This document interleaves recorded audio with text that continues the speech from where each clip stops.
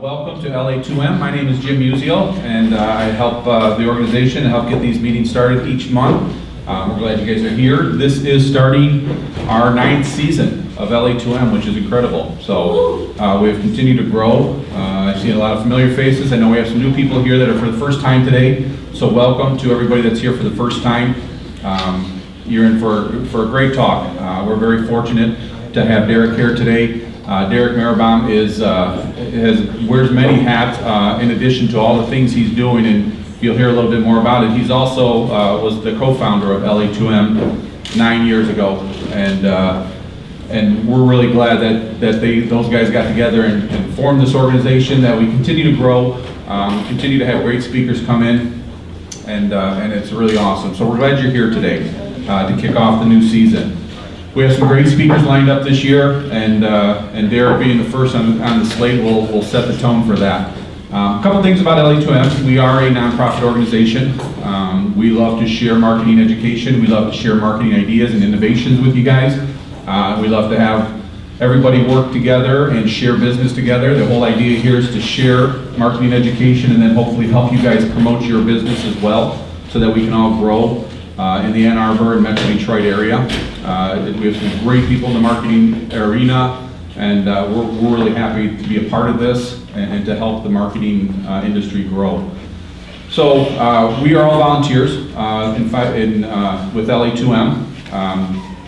Roger volunteers this time to do the videoing. We do try each month to have this up live, and if we don't have it live, we do put the video up on our website, usually within a day or two. It's up there, so if you missed something in today's talk, you can go back on the website in a couple days and watch it again and catch it all again, as well as our previous talks on there as well, and speakers. Carter is here from Carter Sherline from Frog Print Studios, is our photographer, and he photographs and places it up on the LA2M Facebook page. So smile when you see Carter walking around taking pictures. He'll usually catch you taking a bite of food. And then Stacy in the back, who's checking in, is actually our new LA2M manager for this year. And Stacy will be helping to organize all the events, as well as speakers, and get things kicked off. So that's something new this year. She also is acting as our treasurer as well. And then we also have just a lot of people who help out. And if you're interested, maybe get involved in helping us out with the organization, certainly see me afterwards, and I'd be happy to talk to you and see maybe what role you could play with the organization and help us to continue to grow. Best thing you can do is come back again and invite a coworker. We'd love to have some of your friends and colleagues come and continue to grow the organization. We have some great speakers coming up, like I said, including today. So the other way that LA2M continues to grow is through sponsorship. Like I said, we are a nonprofit. We're run by volunteers. So we do seek out sponsorships, and we are very fortunate for both this month and next month to have the Center for Digital Engagement and the Digital Marketing Workshop as our sponsor. And Bud Gibson is here. He runs the Center for Digital Engagement in Eastern Michigan. I'd like to have Bud come up and tell you a little bit about this year's workshop. Yeah, and so of course they delivered my food just as Jim was introducing me, so sort of fitting with tradition. Yes, I almost did take a big bite. I'm Bud Gibson. For those of you who've attended in the past, I have been coming to this not the whole 9 years, but at least 7 of them, it seems like. And at any rate, this is in fact going to be our 6th digital marketing workshop. We started or is it 7th? I think it's actually 7th, because we started in 2011, and our 6th was actually in 2016, so this is our 7th digital marketing workshop. The theme this year is the new face of Main Street. So, and in fact, Derek is going to give a sample of our theme in today's talk. So you go by, you see these traditional businesses. Great example would be Moose Jaw across the way. You think of it as a retail location. You go in there, you look around, you buy something, and you walk out. Well, the truth of the matter is Moose Jaw does 80% of its business online. It's really an online play. It was purchased by Walmart in the past year. We're going to have the CEO of Moose Jaw on one of our panels talking about the transformation of retail. We're going to have Jen Heyman, Director of Marketing for Zingerman's, Although the way she goes through this rather convoluted way of saying Zingerman Service Network and so on and so forth, but the truth of the matter is that she does the marketing for Zingerman's and runs that show. We're going to have the director of social media for Little Caesars. We're going to have a number of folks from Google in their retail and other sales channels, as well as a number of local businesses talking about this transformation that's gone on in their business and then how it has impacted their marketing operations. So of course staying focused on marketing, but now suddenly your marketing and customer service extend out beyond just people walking in and interacting with you face to face. We think it's going to be a very exciting show. We've been growing. We started off at somewhere around 100 attendees, and last year we had 255. All of that is really through word of mouth, organic growth. We are running a special.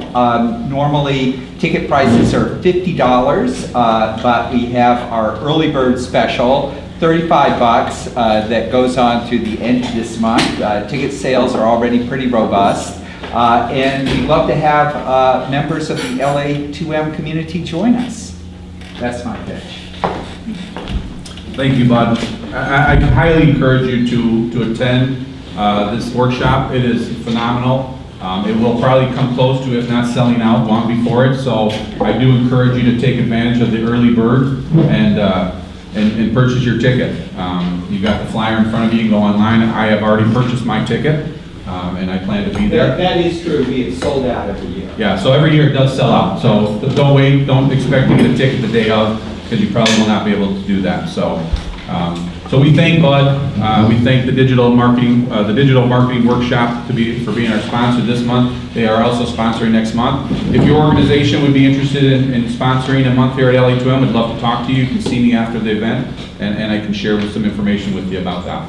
So, again, thank you, Bud. And I highly encourage you. Please take the literature, and I highly encourage you to attend.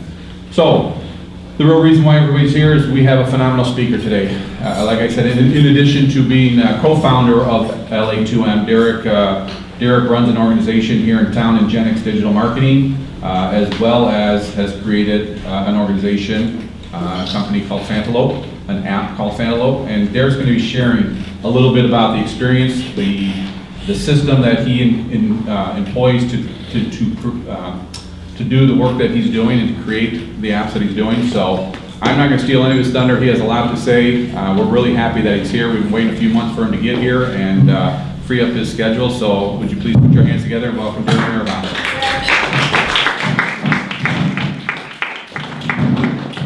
You're probably going to have to go with this, Derek. Thank you. Well, maybe not. It's just, Stand perfectly still. I see. So this is very sensitive. Alright, let's get rid of this. Sorry about that. We've been having some microphone issues. Notice your microphone is just fine. This is the one they have working, so we're going to share it. It'll be a little challenging when we get to the end. We do Q&A, but we'll make it work. Thanks, Derek. Thanks, Jim. Alright, hi everybody. Everybody doing okay? Yeah. Alright, good. So today we're going to talk about some cool stuff. Has anyone read this book yet? It's called Hooked? No? Okay. Very good book. Should you? Yeah, you should. That's true. You totally should, but I will talk about today and I think give you a good overview of it. I also handed out worksheets, which I think all of you should have, which you can maybe not do today, but it gives you some good food for thought when you're thinking about designing a product, service, or maybe a mobile app. All right, very good. So we might as well get started without further ado. So what is Hooked? Hooked is a book by a guy named Nir Eyal, and it was written in 2014, and it talks about a 4-step process to building habit-forming products. So we're going to review the process. It's pretty amazing. I was actually, when I was starting Fantelope, I was at a sports conference and hanging out at the happy hour next to a guy who's developed some apps and products, and he recommended this book. He said this book is really the key to, if you develop anything, you should have this hook process in mind, because some of the best companies are using it. We'll talk about that. I really think it's essential reading for anyone, but you're also here, so you'll get a pretty good overview of what Hooked is. And then what is Fantelope? First of all, anyone have an iPhone in here? Any iPhone people? Yeah, I would love it if you want to download Fantelope. Just go to the App Store, search Fantelope, download it. It's easy. We just launched in the App Store last week. This is version 2.0 of our app. So we did launch last fall, right around this time. We did some work with the University of Detroit Mercy. Our app was very different, and we got some great feedback from our users and from the client. The client loved it, but it wasn't quite performing the way we did. So we built a new app, which is an all-native app built by some really great developers, and it's more of an MVP. You guys know what MVP means? No. Minimum viable product, or most valuable player. But both. So it's an MVP, and which means it's pretty simple. The app allows you to, do certain things. You can choose your 5 favorite teams. You can swipe to do check-ins at sporting events. You can also share on social media. So, and it's kind of cool. I encourage you to try it. If you want to take a picture today, you can tweet it, and you just kind of paste the hashtags on there. It'll actually puts a Fantelope logo on your picture, which is kind of neat. So this is an MVP, which we're starting to promote, and we'll talk a little bit about what we've done so far using the Hooked model, and then what's coming. Because as a work in progress, a lot of the functionality and things that would make it extremely habit-forming aren't out yet. Because as you'll see, it's pretty simple, reasonably simple app. You can also earn prizes and rewards, which we'll talk about. So, Hooked on smartphones. I don't know if this looks familiar to anyone. Not that you know these people, but the idea of sitting in bed on your phone. I know in my house, my wife reads on her phone, she's on her phone all the time. I guess I check my phone too. But really, people are hooked on smartphones. 79% of smartphone users, in fact, check their device within 15 minutes of waking up every morning. So that's a pretty big percentage. Perhaps more startling, fully 1/3 of Americans say they would rather, it's kind of funny, rather give up sex than lose their cell phone. So their cell phone is more important. Yeah. Well, it's a lot, 1/3. A 2011 study suggested people check their phones 34 times per day, but industry insiders think the number's close to more of 150 times per day people check their phones. And I'm sure you're aware of this. A lot of the things we're going to talk about today, these habits, I know I exhibit, I'm betting you exhibit. So in some ways it's good to be aware of it, but then it's also good to think about how can it impact your products and your services in the future. And the point is we're basically hooked. There's no way around it. So the technologies we use have turned into compulsions, if not full-fledged addictions. It's the impulse to check a message notification. You get a message on your phone, you want to check something. It's the pull to visit YouTube, Facebook, Twitter, and in just a few minutes, you just want to look at it for a couple minutes, then you find yourself for hours just scrolling and spending time on it. I'll tell you, even building this presentation, I was sucked towards social media distractions. It's a distraction. That's why in many ways it's good to turn off your phone, put it away, because it distracts you from the things you really should be doing. But it's an urge you feel throughout the day that you hardly probably notice. It's just kind of an undercurrent to open your phone, check your email, search for something. So cognitive psychologists define habits as automatic behaviors triggered by situational cues. Things we do with little or no conscious thought. That's an automatic habit. So you have to wonder what makes these products so addicting. And I also kind of wonder what came first, the chicken or the egg. Was the product naturally addicting, or did they really design it for that? I think there's a little bit of both. Here's kind of an example of how it works. Okay, the Hooked process, it's a 4-step. The first step is trigger, then it goes to action, circles around to award, and finally investment. All right, so when you're thinking about the trigger, what internal trigger is the product addressing? What external trigger gets the user to use the product? Action, what is the simplest behavior in anticipation of reward? And then reward, is the reward fulfilling? Yet it has to leave the user wanting more. It can't fully satisfy them, they have to want more. And then the investment part, what bit of work is done to increase the likelihood of returning? So we'll describe those kind of process. But in order to win loyalty and create a product that are regularly used, companies really need to learn what compels users to click and also what makes them tick. So you really need to understand your consumer. In the marketing business, we talk about creating user personas. You need to understand what motivates them, and we'll look at some of these triggers that motivate people to take action. And then through consecutive hook cycles, so by going through this a few times, successful products will reach their ultimate goal of unprompted user engagement. People will just use it, all right? And bringing users back repeatedly without depending on costly advertising or aggressive messaging. So that's the goal. And really face it, hooks are everywhere. Whether it's your mobile app and looking at these little app icons that really make you want to click on them. You'll see it in sports, movies, games, even our jobs. Anyone play Candy Crush? Oh, Yeah? It's addicting. So hooks can be found in virtually any experience that burrows into our minds and really into our wallets. Here's more of a diagram of the hook cycle. So many, trigger, action, variable reward, investment. And entrepreneurs today, this is something you need to be aware of. Entrepreneurs today fall into the trap of building products that are only marginally better than what's existing. And they think that's enough. But really it's not. It's not enough to woo customers away from their existing products. When it comes to changing consumer habits, Harvard research says that it needs to be 9 times better. So not just slightly better, 9 times better. So if you're creating something that wants to be a competing product, it better be dramatically better. That's pretty big margin. And something to think about. So then you have to ask, okay, Google. Everyone use Google in here, I'm sure?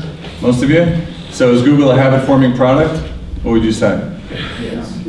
Yes? Yeah. Yeah, I think it is too, because if you're a Google user, try switching to Bing, right? They're almost the exact same thing as far as search results, but it's just dramatically different. We're used to the simple design of Google, we're used to just inputting search, so it's very habit-forming. And habits keep users loyal. So once people use Google, this is why it's so hard for other search engines to compete, is because they're so loyal and used to the habit of searching on Google, which I'm sure most of you can relate with. The other day, some website had me download Java or to play TV, but I swear it downloaded spam on my computer all of a sudden, and then all of a sudden when I opened a browser, it was opening Yahoo search. Has anyone ever experienced that? Yes. Yeah, it's so frustrating. So I have to go search for it, and I really did. I searched everywhere to remove this crazy Yahoo search. It's crazy what's out there, and it seemed like a normal site that was asking me to download the Java. It was like I wanted to watch a football game or something, but anyways. So another company that we're all very familiar with, Amazon, okay? Very addictive, habit-forming. Obviously shopping is one form of things we like to do. But the interesting thing about Amazon, well, they want to become the world's one-stop shop, right? So they want you to buy everything there, and they're doing a pretty good job of that. They're even talking about opening a second headquarters. I know Detroit's trying to pitch it, which would be great. But they're so confident in the ability to form user habits that they sell and run ads for directly competitive sites right in their search results. Have you noticed this? Here's kind of what it looks like. So if you search for Dell Computer, you can see they're selling ads right above the products they serve for competitors, a company called Recircuit.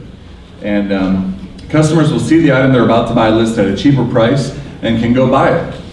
Amazon really doesn't care. It's all part of a marketing tactic, okay? So first of all, they're making money on the ads that they run, but it also utilizes other companies' marketing dollars to form a habit in the shopper's mind, because their goal is to get you to keep coming back to Amazon, right? You're not gonna buy every time, but they want you to keep coming back. They seek to become the solution to a frequent occurring pain point, the customer's desire to find the items they want. So even if they buy from someone else, you're still going to Amazon. And then by addressing shoppers' price concerns, they're really earning a loyalty, because people feel like, well, Amazon's showing me they're showing me their price, they're showing me competitors' price, I'm gonna be loyal to them, I can trust them, okay? And they do come across as trustworthy. And really this tactic is backed by some 2003 research, which demonstrated that consumers' preference for an online retailer increases when they have competitive price information, all right? So you're familiar with Progressive Car Insurance? All right, so they've used that tactic where they show you, as you can see here, multiple quotes, right? To grow $15 billion in annual insurance sales. And it started at $3.4 billion before they started doing this. So this simple tactic of showing competing prices has generated a dramatic market share for them. And even for Amazon, people are so comfortable using Amazon as a price checking as you can see here, they have a price check app. So when people are shopping at regular retail stores, they will use Amazon to verify or negotiate price. That shows that they really trust them as you feel like you're probably going to get the best price with Amazon. Do you guys feel that? Do you feel like Amazon's the best price? Yeah? Certainly the starting point. Starting point. Do you ever notice that things that are prime seem to be a little more expensive at about the same rate as the shipping would cost? It's kind of weird.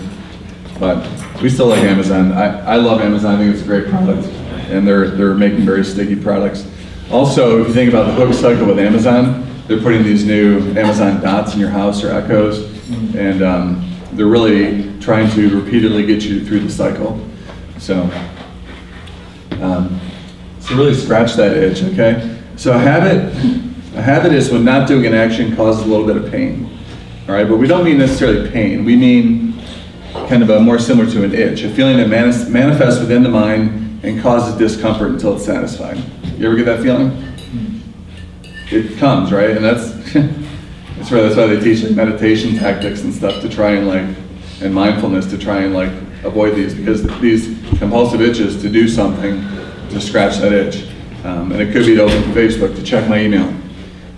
Some of those people, they tell you only check your email in the morning, right, or in the evening. Ross, you do that, don't you? Yeah, but it takes discipline, right? It takes discipline. It's the same discipline it would take to go to the gym, to not check your email, because it's kind of satisfying to check your email. So habit-forming products are simply there to provide some sort of relief, which they do. And seeking pleasure and avoiding pain are strong motivators. And those are two reasons that people use products. All right, so the first step is trigger. All right, trigger is the first step, and external triggers are embedded within information. They tell users what to do next. This could be a call to action in an email, or even here's an email, call to action, that's a simple trigger, or seeing an ad. Sometimes an ad, even like a Coke machine, it triggers a reaction. It makes you feel thirsty. Coca-Cola too, I'm a big fan of their slogan, taste the feeling. They're really trying to make you want that feeling. And the feeling is really an intense amount of sugar and caffeine hitting your palate, right? And what they're saying is that replicates feelings of, desire, youthfulness, sex, all these things in their commercials. It makes you feel like the same as drinking a Coke. Remember what that first kiss was like, I drink a Coke and I remember it. I mean, that's really how they want you to feel. And they're pretty good at it. So also, there's different types of triggers, okay? So when brands are starting out, okay, so Fantelope, for example, I'll talk a little bit more about Fantelope towards the end, but you don't just automatically get people using your product. Some companies do, right? So when, for example, Facebook started, people just started using it and it spread. But companies today have to use paid triggers to get started, right? So paid Twitter, paid search, it's a good way to get started. You get some downloads, you get some traction, some exposure, because no one knows about your product, right? But the thing is it's not sustainable. So that's why your product needs to be sticky and habit-forming. Because if people don't feel like they want to come back on their own, you're in trouble. And a brand cannot continue to just drive traffic with paid. They can't, unless their margins are hugely high. But usually in this type of business, what we're talking about, it's not possible. So paid is kind of a Kickstarter to get people coming. Then there's also earned triggers. You've heard about this, earned media. Things like public relations, maybe being featured in the App Store, right? That's really nice. There's different ways, viral videos. There's different things that you could put out there, and it's different type of effort. You could say it's free, but it also takes effort to get featured in multiple magazines, news articles. It's not easy to get featured on the App Store, so you kind of have to charm people and ask for things and send out press releases, etc. But that's earned triggers, which do work. And also relationship triggers, all right? This means people tell you about it. This often happens when a new restaurant opens in town, right? So a new restaurant opens, so the new lunchroom, for example. Any vegetarians in here? Or people like vegetarian food, vegan? So the new lunchroom opens, right? So Melissa tells me about the new lunchroom opens. I tell someone else about it. The new Cosmo just opened. I tell everybody about that because I love Cosmo. I'm actually kind of bummed they're only doing dinner, because I'm usually not here for dinner, but it's okay. But that's relationship triggers. But also when PayPal started, okay, so people started sending money to people, all right? So the early adopters started using PayPal and sending money. And if you send me money, I'm probably going to join that site in order to get the money, right? So the viral relationship, like I trust you to send me money, I'm going to download it, I'm going to create an account. Also, Facebook is a great example as they spread from college campus to college campus of kind of a relationship trigger. My friends are using it, I'm going to start using it. Somebody was just telling me about an app called Pocket Points. Has anyone heard of that? Anyone? It's for the high school kids. I guess it was real popular last year in high school. Basically, if you keep your phone in your pocket, you earn pocket points, right? So they're trying to keep the kids from going on their cell phones all day. And they said it just spread like wildfire, but then it died out because they didn't have enough good promotions. So that just shows, things live and die. Things come and go. This book actually is from 2014. It talks a lot about Zynga and Farmville. You remember some of those Mafia Wars, some of these different games that I don't even know if they're still around today. Anyone still play Farmville? Is that still popular? I think so. A little bit? Not me, but a friend. A friend of yours does? Yeah. But that was an example of a spike and a huge spike and then kind of a, that's why game developers keep developing new games because people come and go. So in order for a relationship trigger to work, you really need kind of an engaged and passionate user base. And then they'll enthusiastically share and be an advocate for your brand.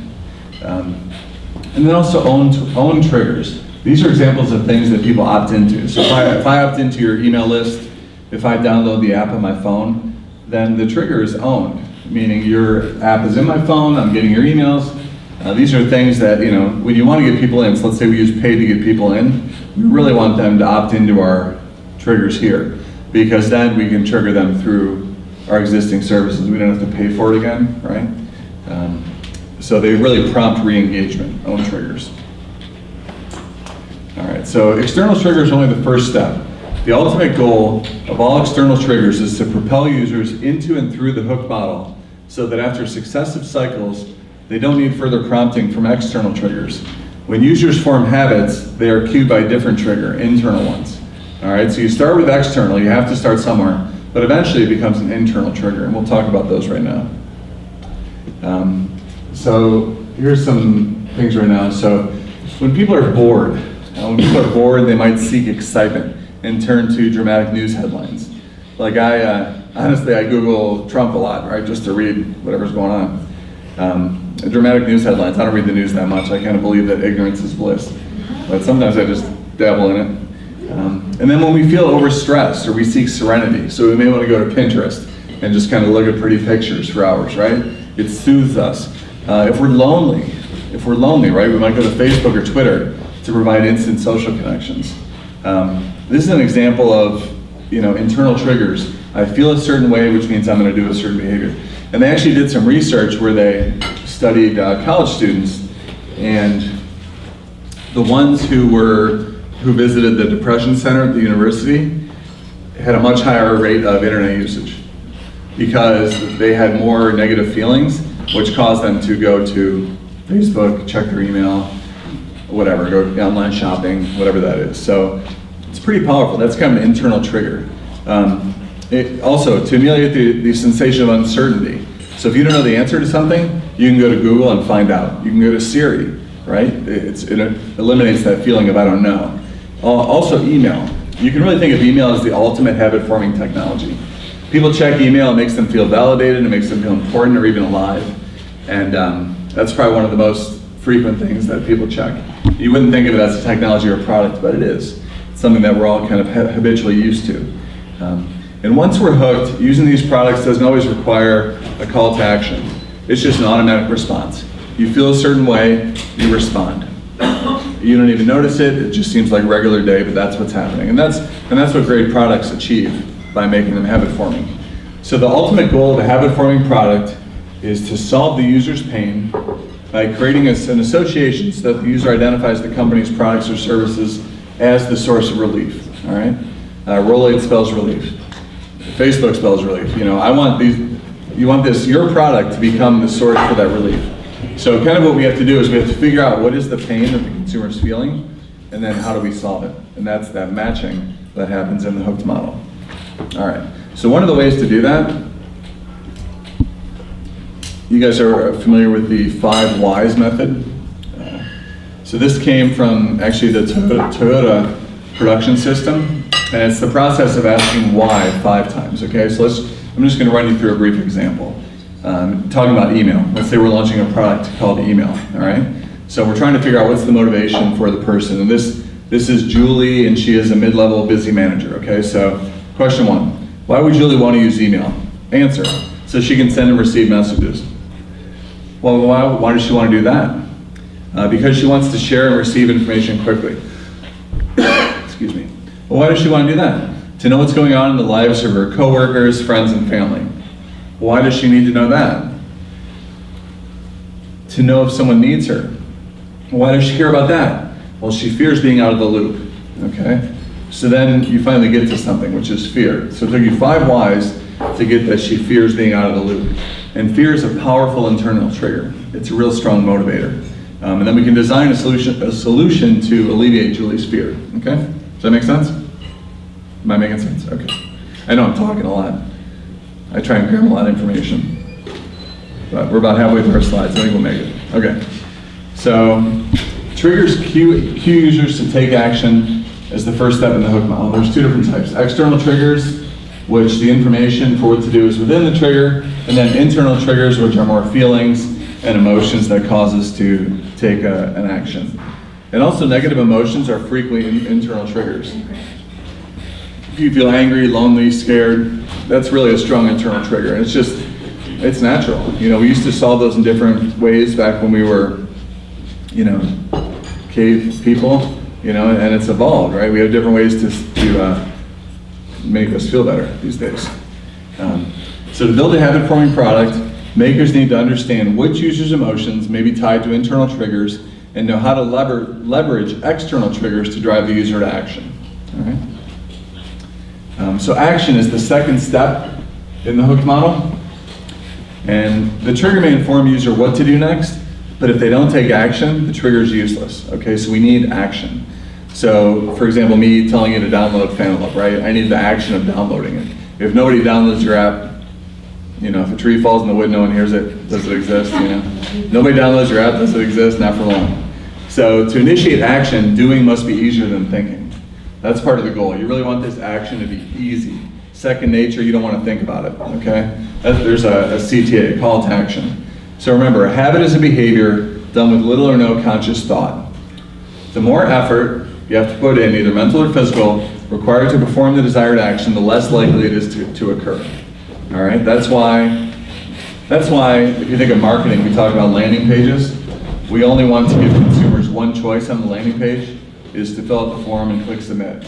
That's why we don't give them too many options, because if it's too hard, if they have to think too much, they don't know what to do. And there's a book called Don't Make Me Think that talks about that, it's simplicity. So when attempting to build a habit-forming product, take a human desire, preferably one that's been around for a really long time, identify that desire, and then use modern technology to take out steps to make it simple. And that seems easy, you know, that's a quote from the book, and that's why you might want to read this book, because I think this book can maybe spark some ideas for you.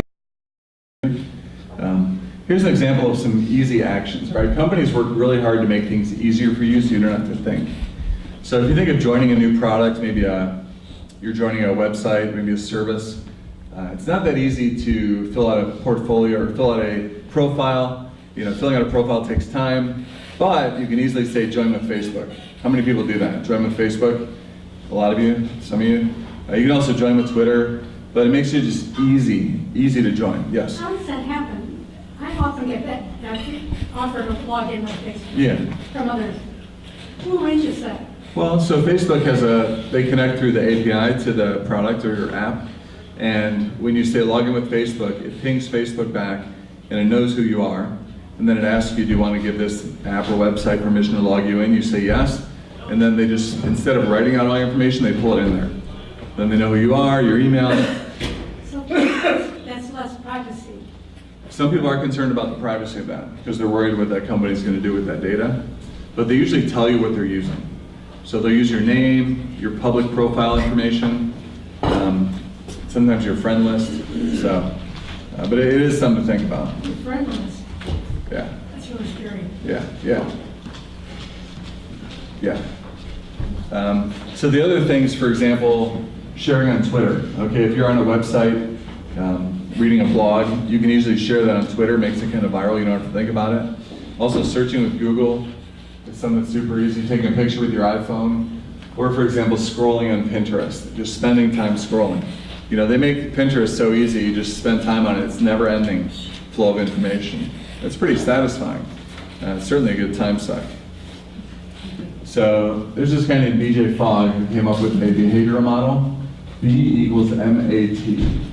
And what BJ says is that according to, for any behavior to occur, we need motivation, ability, and a trigger. Okay, so behavior equals motivation plus ability plus a trigger. So, yeah. I don't know if that makes sense, but you need to be motivated to do it. You need to have the ability to do it, the money, the time, and then the trigger is some sort of call to action, like, hey, shouldn't you come to our website today? Hey, don't you want to buy this product? Hey, don't you want to visit this app? And that's what motivates behavior. There are also 6 factors that can increase motivation. All right, seeking pleasure, avoiding pain, seeking hope, avoiding fear, seeking acceptance, or avoiding rejection. These are 6 common things that would increase motivation for you to take action. And just for fun, here's an example of hope. I don't know if you remember that image, and then the latest image, I don't know if that's fear. Not sure what it is. But it's an example of 2 different strong messages. I felt the hope message was really strong. And this one, I don't know what it is. But I thought I had to put something up there because the Obama picture is too small. Okay, so the next stage in the hook cycle is the variable reward. All right, so reward. Everybody likes reward. If there's nothing in it for me, why am I going to do it? Okay, so they did some research on this. In the 1940s, these 2 guys, James Olds and Peter Milner, accidentally discovered how a special area of the brain is associated with all cravings, right? You've probably heard of this. They attached an electrode to the mouse's brain that every time they went and hit a button, it stimulated that part of their brain. Okay, it made them feel good. The mouse had a little mouse orgasm, whatever the mice do, I don't know. It was like taking a hit of cocaine, but you can't give cocaine to a mouse too easily. So anyways, they pushed the button and it would hit. And the mouse did all types of things to get that button. Like, it would not eat, it wouldn't sleep, it wouldn't drink water, it would run across the electrical fence. I mean, that mouse was desperate to get the button. So these guys really feel like, you know, really, sorry. Oh yeah, so the mouse would do all types of things to get they became hooked, all right, they became hooked, I apologize. Here's another example of variable reward, all right, casinos, all right? You keep playing the slot machine. Now you know that the casino's gonna take your money, but you can't help it, all right? You just like the feeling. It's exciting to play the slot machine, the lights, the sounds, and gamblers every day plunk down $1 billion in the US slot machines, all right? Even though they know they're gonna lose their money and they don't win very much. So a few years after the mice test, all right, we decided to test it on humans. Not me, but some other scientists. And what they did was they had people gamble while in an MRI chamber, right? So they could scan their brain. And as they were gambling, as they were, you know, making the wagers or whatnot, their levels spiked dramatically, okay? But once they got the reward of the cash payout, it went down. So I'm getting a little off here, but yeah. Oh, yeah. I'm sorry. So what they're saying is that it's not just the pleasure center; it's more the excitement and anticipation of solving a craving. Okay. So there's other things that might feel this way. Okay. Besides pushing the button to get the reward, it's also things like, you know, delicious food, a bargain. Even our digital devices, they all kind of stimulate that same feeling that makes you want to go hit the button again and again, all right? So it's really the craving, alleviate the craving. I think that's what they discovered. So it wasn't just that they were figuring out the pleasure center, they were really figuring out that the stress of desire in the brain compels you to do things. It's the act. What draws us to act is not the sensation we receive from the reward itself, but the need to alleviate the craving of that reward. Mm-hmm. So, sorry, I'm stumbling on my words here, but the point is the anticipation is where the brain really spikes, and the reward wasn't a thing. So, good or bad? The excitement of picking up your phone and logging into Facebook stimulates you, but after a while it gets boring, you put it down. So that's kind of the repeatability of it. You want to keep going back to it to solve that craving. Chocolate, I think, does that for some people. So there are different types of variable rewards. There's 3 types. There's rewards of the tribe, rewards of the hunt, and rewards of the self. I'll explain these briefly. So the tribe is basically, we're in a social society, so every time we share something on Facebook, every time we post a photo on Instagram, people like it, people comment, it's like the tribe kind of supporting us. So it's a social validation that we get. People like that, and they want more. Rewards of the hunt. So really this is based on the ancient need to acquire physical objects, such as food or supplies, to aid in our survival. So it's part of the brain's operating system, it's standard. But these days we can still hunt, all right? We can go hunt for bargains, we can search on Twitter and hunt for good information or good content, maybe good photography. We can hunt on Pinterest for different things.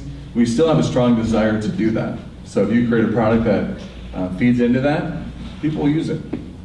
And then also, rewards of the self. And this is more people being self-motivated, intrinsic rewards for mastery, competence, and completion, okay? So sometimes we're driven to conquer obstacles just to do it, all right? So finishing a crossword puzzle.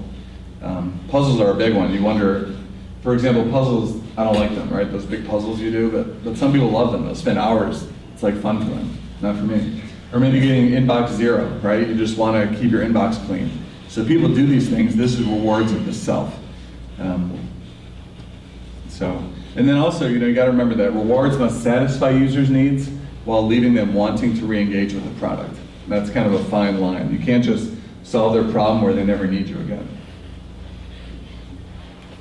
So the final stage in the hook cycle is called investment.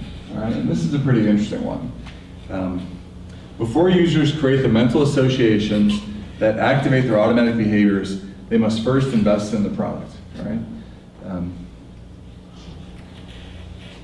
Let me explain. The more users invest time and effort into a product or service, the more they value it. In fact, there's ample evidence to suggest that our labor leads to love. All right? I'll give you some examples of how this works.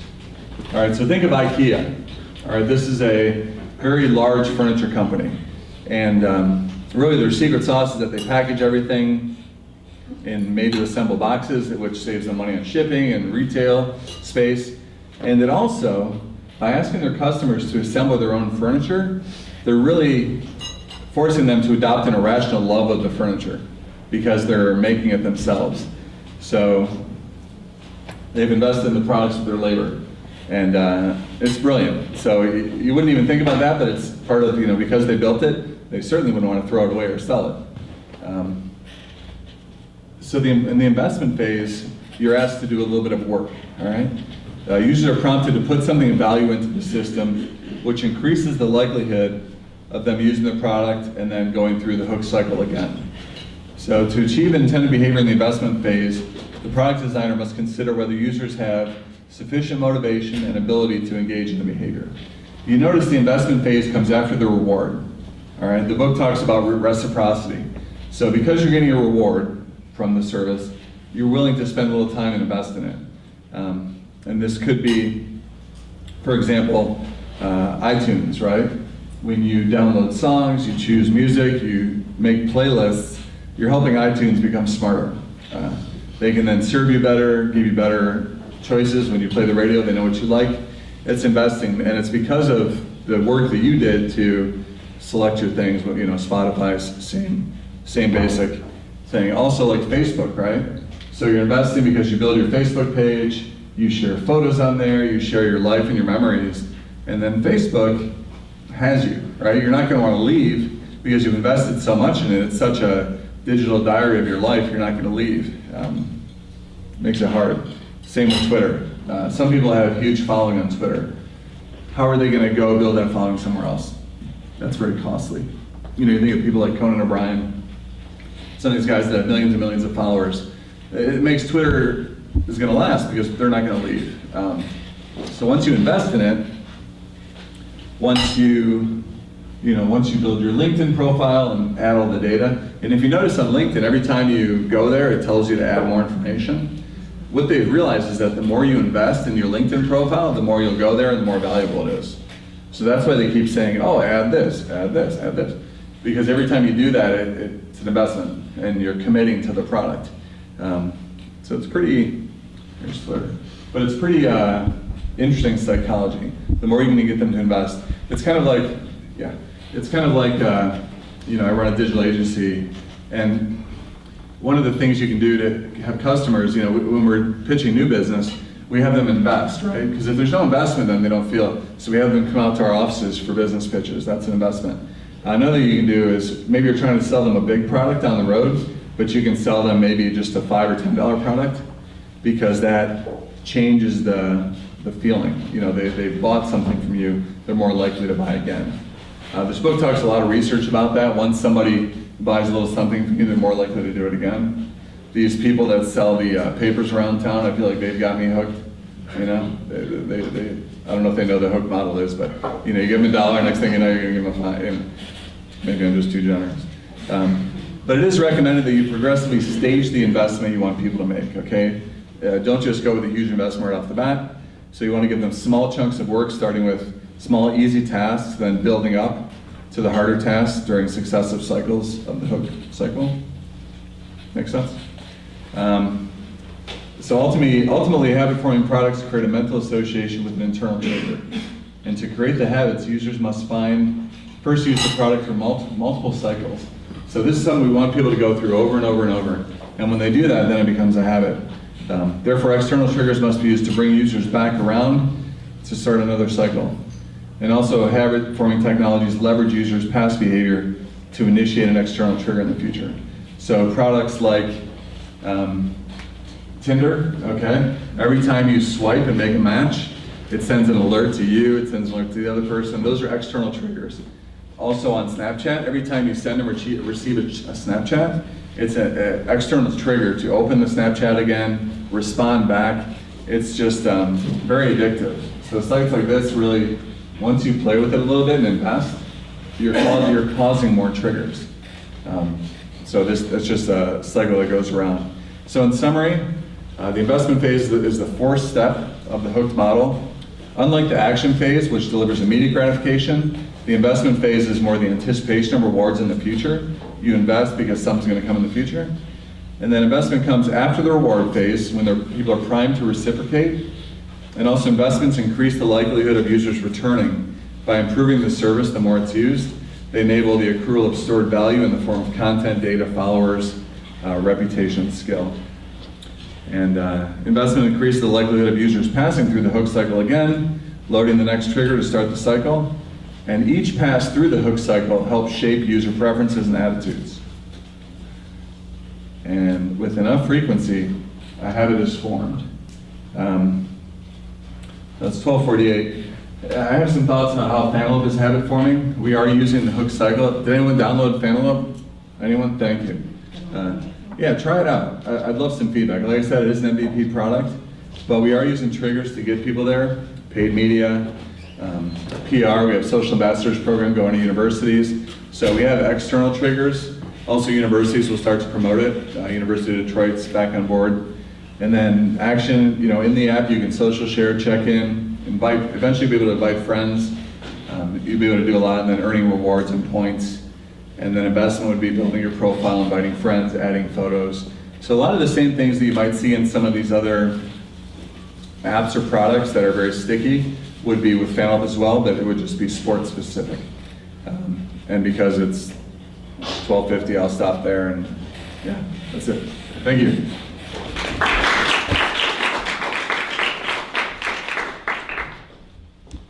So I purposely kind of let Derek continue to talk, because I wanted him to finish up and get to the end here. We normally do a few minutes of Q&A. We're kind of out of time, because what we want to do is, one thing I failed to say at the start, is at the end of the program, we always pass the microphone around so that everybody has an opportunity to introduce themselves. So we're going to do that real quick. We'd like to get everybody out of here by 1 o'clock, or be done by 1 o'clock, so you can get out of here if you need to. You can certainly stick around and network. We have the room for a little while, so certainly as you hear people introduce themselves, it's a great way to make business contacts and have a quick conversation. So we'll start up here with Ross, and we'll get around the room real quick in less than 10 minutes. Hi, I'm Ross Johnson from 3.7 Designs, which is a design agency, and we work with clients to create delightfully and engaging web experiences. Victor Vansky, private contractor consultant in electrical electronics engineering and embedded systems. I help companies develop prototypes for the future products for consumers in the industry. Hi, I'm Melissa Armstrong. I work at Ingenex, digital marketing with Derek, and I'm the content strategist, so I help develop content for our clients. I'm Michelle Smith with Ingenex Digital Marketing with Derek, and I'm the Director of Growth, and I'm helping our company as well as others grow the business. My name is Zach Gilbert. I'm the account manager for Ingenex, and basically I just work with all the clients. Hi, I'm Satish Malbank. I'm CEO here at Tech Services, a healthcare tech firm, and co-founder along with Derek on Fantelope, Ross, Michigan alum, advisor at the local accelerator in town, and also a handful of other startup companies, so startups and entrepreneurship are my thing. My name is Matt Aldrich. I work with MLive here in Ann Arbor. I'm primarily a digital marketer, but yeah, that's kind of sure. My name is Nina Kamsa. I'm working with I'm working with the Center of Digital Engagement with Bud. This was my first time attending today. I'm helping with a digital marketing workshop, that nice little flyer you all got. So thanks for having me today. Hi, thanks Derek. Love to hear great ideas. My name is Linda Baker. I work with JBS, which is a nonprofit, and I do business development and partnerships within the community. Hi, my name is Jeff Jackson. I'm a marketing director for a company out in California, and I just heard about this group through a mutual friend and thought I'd stop in and say, see what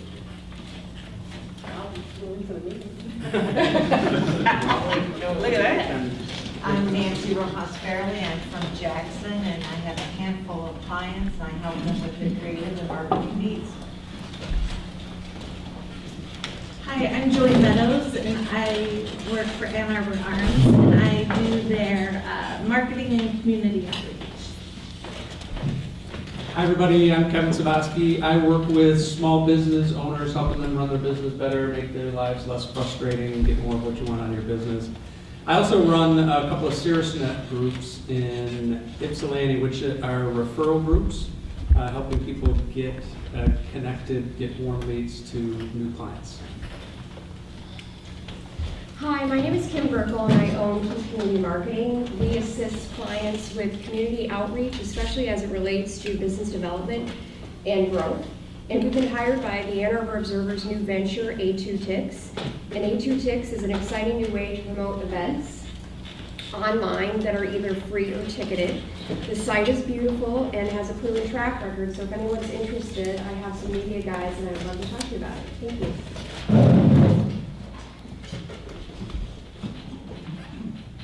I'm Bud Gibson. I'm Nina's professor. She started off with back here. By the way, we sold 2 tickets during the event. So, you know, I was being addicted to email. And so there we go. Oh, you, sorry. Hi everybody, my name is Megan Roy. I work for Otter-Based Technical Staffing. We're in the Livonia area, but we like to get out in the community once a month, go to things like this and learn more about the types of positions that we recruit on. And I've worked on a couple of mobile developer roles, and I thought this might be something to learn a little bit more about. Hi, I'm Marcy Greenfield. I have a company called Savor Ann Arbor that I lead walking tours around town. I also have an app that I created with some of my tours on it that people can download for free. And I have recently just refocused a little bit, and I'm working on B2B and team building, and nothing like a little bit of fresh air and tasty food to ignite your team. marketing. So I've shifted in a little different direction than just visitors and tourists coming to town. Hello, I'm Samantha Potter. I'm with the Ann Arbor Area Transportation Authority, and I handle my team's marketing, social media, press releases, a little bit of everything.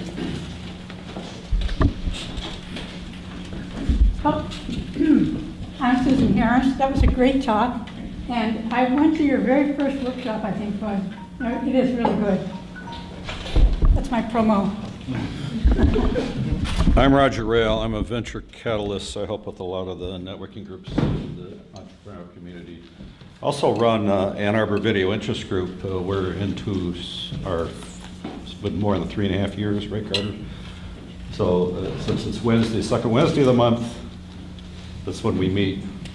But it's tonight at Carlisle's at 6:30. So a2vig.org. If you're into video in any way, go to a2vig.org and RSVP. Thanks. Yep.